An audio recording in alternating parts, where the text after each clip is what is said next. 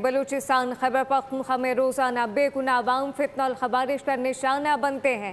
Security forces کے جوان ملک کی دفاع کے لیے قربانیاں دے رہے ہیں، جبکہ وزیر اعظم شہباز شریف کا اسلام آباد میں قومی علماء کنونشن سے خطاب مرگ کے حق میں اللہ تعالیٰ نے عظیم کامیابی سے نوازا ہے۔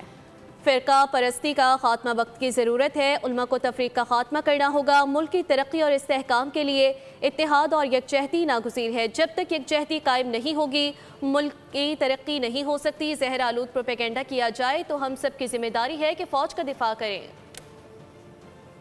خوارج یہاں پر دہشت گردوں کو بھیج کر بے گناہ پاکستانیوں کا وہ ان کو شہید کر رہی ہے۔ افواج پاکستان کے افسر اور جوان بیٹے بیٹیاں ہر روز کے پی میں بلوچستان میں وہ شہید ہو رہے ہیں۔ مارکہ حق ہوا، اس عظیم کامیابی جو اللہ تعالیٰ نے اپنے بے پایاں فضل و کرم سے جو آپ نے پاکستان کی کامیابی کے لیے دعائیں کی قبول فرمائیں۔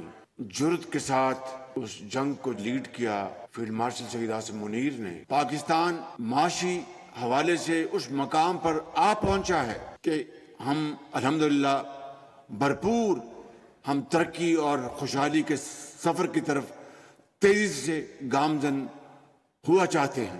ہم عمومی طور پر قوم کے اندر یکجہتی اتحاد کی فضا قائم نہیں کرتے۔ میں سمجھتا ہوں کہ ملک آگے ترقی نہیں کر سکتا۔ ملک نے ترقی کرنی ہے، اس کے لیے پھر دہشت گردی کا خاتمہ انتہائی ضروری ہے۔ نہ جادو ٹونے سے کوئی بات ہوگی، صرف اور صرف شبانہ روز محنت سے ہوگی انشاءاللہ۔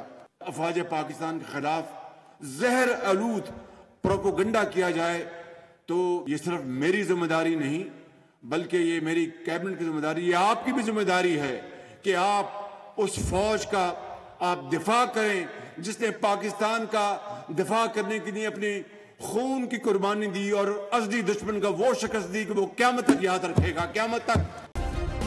سبسکرائب کریں اور بیل دبائیں تاکہ کوئی خبر رہ نہ جائے۔